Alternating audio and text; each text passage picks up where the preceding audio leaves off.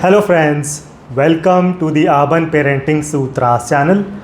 Marriage के बाद कुछ ऐसे फैमिली इश्यूज़ हैं जिनके साथ आपको बहुत स्ट्रगल करना पड़ता है as a young married man. And आज के वीडियो में हम उन इश्यूज़ के बारे में डिस्कशन करने वाले हैं in a lot of detail. And issues के साथ साथ मैं आपको उनके सॉल्यूशंस भी बताने वाला हूँ। तो बहुत ही इम्पॉर्टेंट वीडियो है।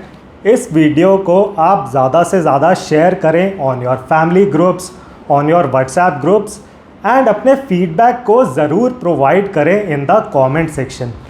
आपका फीडबैक गुड हो, बैड हो, अगली हो, ज़रूर लिखें इन द कमेंट्स। तो चलिए शुरू करते हैं। फैमिली इशू नंबर 1, सास बहू इश्यूज़। तो देखिए, मैरिज के बाद सास बहू इश्यूज़ होना इज़ इनएविटेबल। सास बहू इश्यूज़ को आप अवॉइड नहीं कर सकते हैं। तो हो सकता है as the husband, as the बेटा, एज़ द सन आप रियलाइज़ करेंगे, आपको शायद ऐसा लगे कि आपकी मदर एंड आपकी वाइफ बहुत अच्छी नेचर की हैं, सबके साथ बहुत अच्छे से बात करती हैं, बट उनकी आपस में फिर भी नहीं जम पाती है। And this is a very very painful fact, painful truth. सास बहू इश्यूज़ तो होने ही हैं आफ्टर द मैरिज। तो हो सकता है जो ये सास बहू हैं वो खुलकर लड़ाई ना भी करें, बट इनके बीच में एक कोल्ड वॉर तो ज़रूर चलता है। एंड आप as a husband, as the बेटा, आपको ज़रूर घसीटा जाएगा इन दैट कोल्ड वॉर। तो वो दोनों सास बहू चाहते हैं कि आप उनकी टीम में उनके साथ जुड़ जाएं एंड दूसरे के अगेंस्ट हो जाएं, राइट। ऐसा सिनेरियो बहुत केसेस में प्ले आउट हो रहा है। एंड आपको, यू द हस्बैंड, द बेटा, आपको थोड़े टाइम तक ऐसा लगेगा कि भाई वाह क्या लाइफ है, आज तक तो मेरे को कोई भाव नहीं देता था, कोई मुझे पूछता तक नहीं था, अब मेरे बड़े भाव हैं, अब देखो ये दोनों मेरा अटेंशन चाहती हैं। तो धीरे धीरे आपको सास या बहू किसी एक की तरफ बहुत सिंपैथी आप फील करेंगे। तो या तो आप ऐसा फील करेंगे कि मेरी मम्मी है, बेचारी मम्मी पूरी उम्र भर घर का काम करती रहीं, अब मेरी शादी हुई बट मेरी जो बीवी है वो तो घर का काम ज़्यादा नहीं करती है, तो मम्मी को ही सारा काम करना पड़ता है, मम्मी के साथ ये सही नहीं हो रहा है, बेचारी मम्मी। या तो आपको ऐसा लगेगा, या फिर ऑन दी अदर हैंड आपको ऐसा लगेगा कि बेचारी मेरी वाइफ, पूरे दिन तो ये ऑफिस में काम करती है, फिर घर आने के बाद घर का भी काम करना पड़ता है, तो मेरी मम्मी भी तो थोड़ा हेल्प कर सकती हैं, मेरी मम्मी को भी थोड़ी हेल्प करनी चाहिए मेरी वाइफ की। तो आपको इस तरह की फीलिंग आएगी टूवर्ड्स द सास या फिर टूवर्ड्स द बहू। तो धीरे धीरे आप फिर इन दोनों में से एक के पाले में जुड़ जाते हैं, इन दोनों में से एक की टीम में जुड़ जाते हैं। तो अगर आप सासू माँ की तरफ जुड़ जाते हैं तो जो बहू हैं वो बुरा मान जाती हैं, अगर आप बहू की तरफ जुड़ गए तो सासू माँ बुरा मान जाती हैं। तो एट द एंड घर में कलेश तो होना ही है, राइट। तो इस तरह के फैमिली इश्यूज़ बहुत हाई चांसेस हैं कि आप फेस करेंगे as a young married man.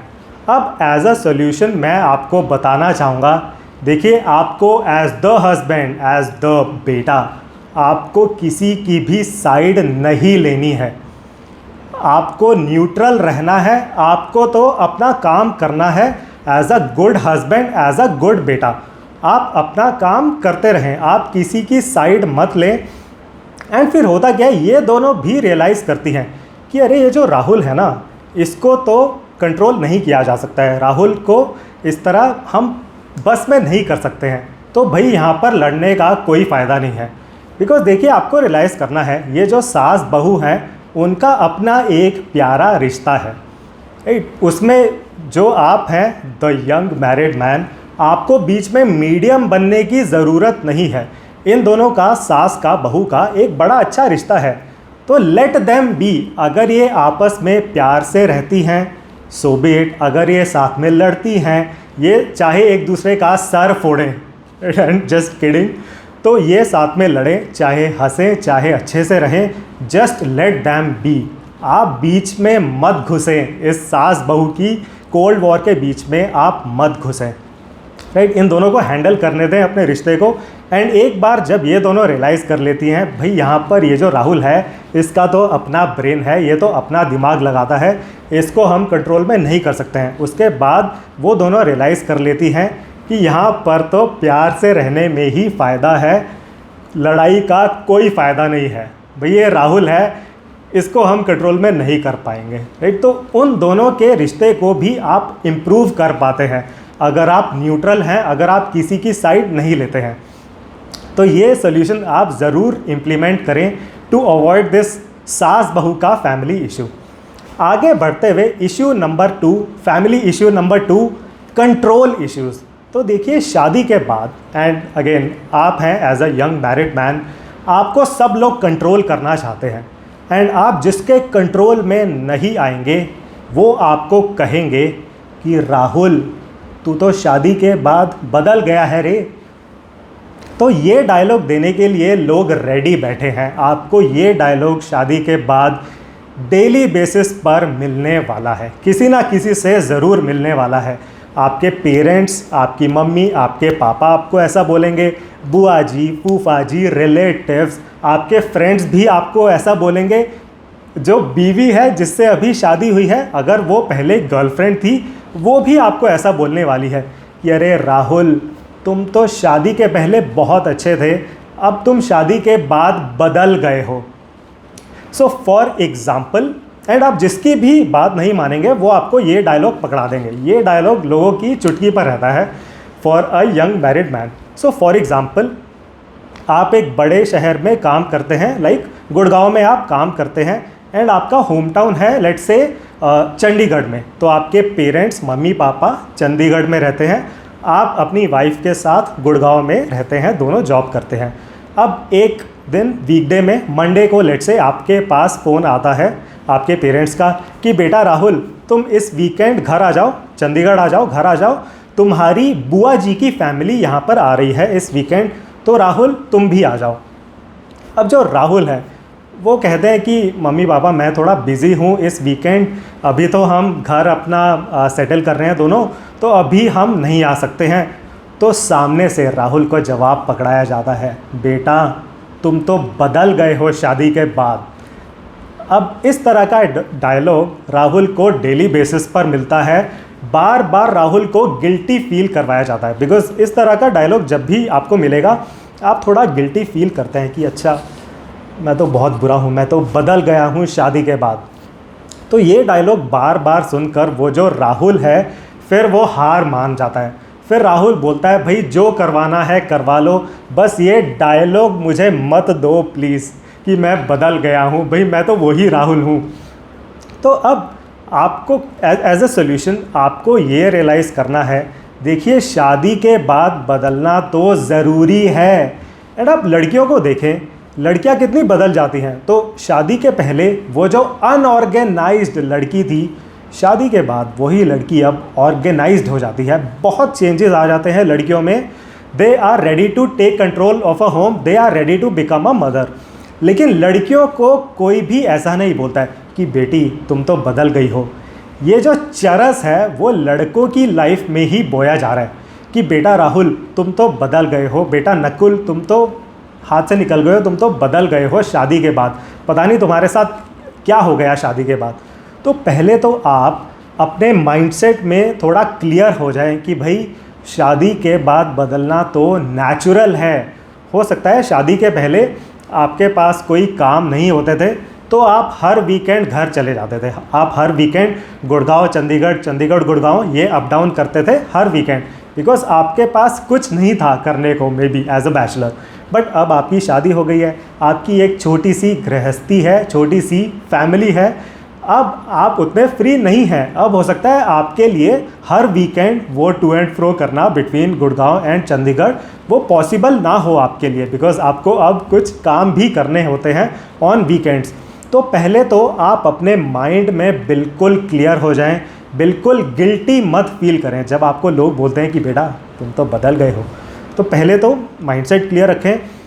उसके बाद जब भी आपको कोई भी ये डायलॉग देते हैं तो आप उनको प्यार से बोलें कि हाँ, मैं बदल गया हूँ।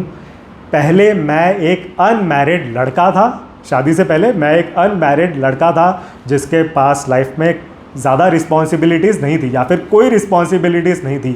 अब मेरी शादी हो गई है, अब मैं एक मैरिड आदमी हूँ। तो आपकी मैरिज हो गई है, अब आप आदमी ही कहलाए जाएंगे। तो बता दीजिए कि भाई अब मैं मैरिड आदमी हूँ, अब मेरे पास एक छोटी सी गृहस्थी है, छोटी सी फैमिली है। That is of the utmost priority for me, वो सबसे ऊपर है ऑन द प्रायोरिटी लिस्ट। तो इस तरह आप क्लियर कर दें बाकी लोगों को जो भी आपको ये डायलॉग पकड़ा जाते हैं। तो ये था फैमिली इश्यू नंबर 2। आगे बढ़ते हुए issue number 3, family issues due to ख़ानदान के रीति रिवाज। तो देखिए, आपकी शादी के बाद आपके आसपास जो भी लोग हैं फैमिली में, वो बन जाते हैं रीति रिवाज एक्सपर्ट्स। तो आप रियलाइज़ करेंगे अगर कोई भी फेस्टिवल आने वाला है एंड ये है पहली होली, पहली दिवाली, पहली लोहड़ी, तो उस फेस्टिवल से पहले आप रियलाइज़ करेंगे आपके जो पेरेंट्स हैं वो बड़े टेंशन में रहते हैं। तो जो मम्मी पापा हैं वो बुआ जी को फ़ोन लगा रहे हैं, चाचा जी को फ़ोन लगाए जा रहे हैं, ताऊ जी को फ़ोन लगाए जा रहे हैं कि भाई हमारे ख़ानदान के रीति रिवाज क्या हैं। ये आपके साइड से हो रहा है एंड अगेन वाइफ की साइड से भी कुछ ऐसा ही हो रहा है। जो ससुर जी हैं वो भी इसी तरह फ़ोन लगा रहे हैं अपने सभी रिलेटिव्स को कि भाई हमारे ख़ानदान के रीति रिवाज क्या हैं। तो हो सकता है शादी से पहले तो इन फेस्टिवल्स को आप इच्छा अनुसार मना लेते थे कि भाई दिवाली है, ज़्यादा नहीं किया तो थोड़े दिए जला लिए, लक्ष्मी पूजन कर लिया, मज़ा आया, दिवाली पे हो गई दिवाली। बट अब आपको एक प्रोटोकॉल पकड़ा दिया जाता है बाय योर फैमिली मेम्बर्स कि बेटा ये है स्टेप नंबर 1, पहले तुम ये काम करोगे, स्टेप नंबर 1। स्टेप नंबर 2, बहू को ऐसा करना है। स्टेप नंबर 3, तुम दोनों को मिलकर ऐसा करना है। तो अब आपको एक बड़ी ही defined protocol, standard operating procedure पकड़ा दिया जाएगा कि ये हैं हमारे ख़ानदान के रीति रिवाज, right. And on the other hand ससुर जी की तरफ से फिर कुछ और रीति रिवाज आपको सुनने को मिलेंगे। वो कहेंगे नहीं, हमारे यहाँ तो ये त्यौहार इस तरह मनाया जाता है, कुछ अलग ही रीति रिवाज वो भी बताने वाले हैं। एंड ये जो यंग मैरिड मैन है, जो ये राहुल है, फिर वो भी टर्मिनेटर वाले मोड में चला जाता है कि हाँ, मेरे मम्मी पापा ने मुझे एक प्रोटोकॉल दिया है, एक लिस्ट दी है, अब डियर मम्मी पापा, इन सभी स्टेप्स को मैं एकदम अच्छे से फॉलो करूँगा। मेरा काम है ख़ानदान की इज़्ज़त को बढ़ाना, ख़ानदान के रीति रिवाजों को पूरा करना। एंड बीच बीच में क्या होता है, जो बहू रानी है उनकी तरफ पॉट शॉट्स आते रहते हैं, पॉट शॉट्स या फिर ताने आते रहते हैं कि बहू रानी तुम्हारे यहाँ रीति रिवाज ये है, ऐसा नहीं होता तुम्हारे यहाँ, अच्छा ओ पता नहीं अलग ही है तुम्हारे यहाँ तो कुछ। बहू रानी को ये भी बोला जाता है कि बेटा तुम्हारे यहाँ से ज़्यादा कुछ आया नहीं इस बार, ये नहीं मिला, वो नहीं मिला, ये आना चाहिए था, वैसे होना चाहिए था। तो अब जो बहू रानी है उनकी तरफ से भी जवाबी कार्रवाई होती है, उनकी तरफ से जवाबी कार्रवाई होती है अपने हस्बैंड के कानों में। तो राहुल के कानों में बातें डाली जा रही है, राहुल तुम्हारी मम्मी इतना क्यों बोल रही हैं, तुम्हारे घर वाले तो मुझे इतना सुना गए, मुझे अच्छा नहीं लग रहा है। तो अब घर में क्या हो रहा है, कलेश ही कलेश। फेस्टिवल है, पहला फेस्टिवल है, बट जो राहुल है बेचारा वो तो बस सुन रहा है, एक कान से मम्मी की तरफ से सुन रहा है, एक कान से अपनी वाइफ की तरफ से सुन रहा है। तो उसका तो फेस्टिवल हो गया। आप समझ लीजिए कैसा जा रहा है उसका फेस्टिवल। तो यहाँ पर एज अ सल्यूशन मैं आपको बताना चाहूँगा, देखिए पहली चीज़, जो ये मैरिड कपल है जिनकी अभी अभी शादी हुई है, जिनका पहला फेस्टिवल है, भाई आप दोनों को तो इन्जॉय करना है ऑन दैट फर्स्ट फेस्टिवल। कुछ भी हो आप दोनों को तो इन्जॉय करना है। तो जो अब राहुल के लिए मैं बोलना चाहूँगा, जो भी यंग मैरिड मैन मुझे सुन रहे हैं, देखिए आप उस टर्मिनेटर मोड में मत जाएं।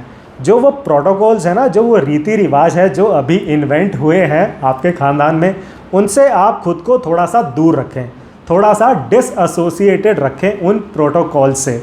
बिकॉज़ होता क्या है, उन रीति रिवाज़ों के चक्कर में लोग बहुत स्ट्रेस ले रहे हैं on these very enjoyable festival days.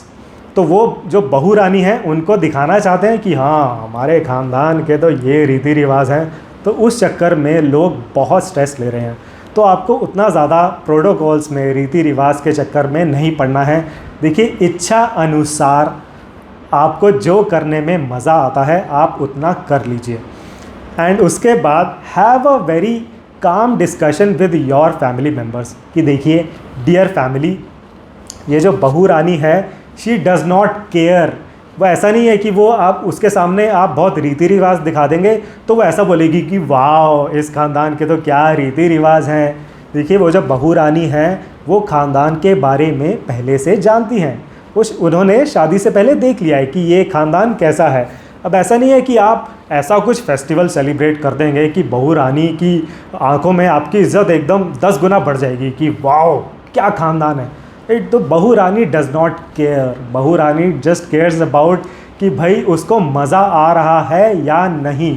तो बहू रानी को दिखाने के चक्कर में अपने फेस्टिवल्स को आप इस तरह मिज़रेबल या स्ट्रेस वाले फेस्टिवल्स मत बनाएं, राइट। एंड अगर तब भी आपके घर वाले नहीं मानते हैं, वो कहते हैं कि नहीं बेटा यही है हमारे यहाँ के रीति रिवाज, ये प्रोटोकॉल्स तो तुम्हें फॉलो करनी पड़ेंगी, तो आप प्यार से उन्हें बोलें कि देखिए मैं और मेरी वाइफ हम तो दोनों कहीं घूमने जा रहे हैं। भाई आप तो हर फेस्टिवल पे कलेश शुरू कर देते हो, हम तो जा रहे हैं घूमने, राइट। तो इस तरह आप इस फैमिली इशू को आराम से हैंडल कर सकते हैं। तो आई होप इस वीडियो में जो भी मैंने पॉइंट्स डिस्कस किए आपको काफ़ी प्रैक्टिकल लगे होंगे।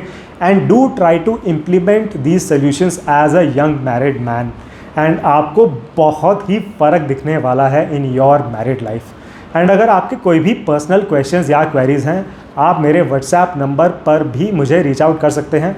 मेरा व्हाट्सएप नंबर आपको इस वीडियो के डिस्क्रिप्शन सेक्शन में एंड हैशटैग्स में मिल जाएगा। So thank you very much again for watching this video.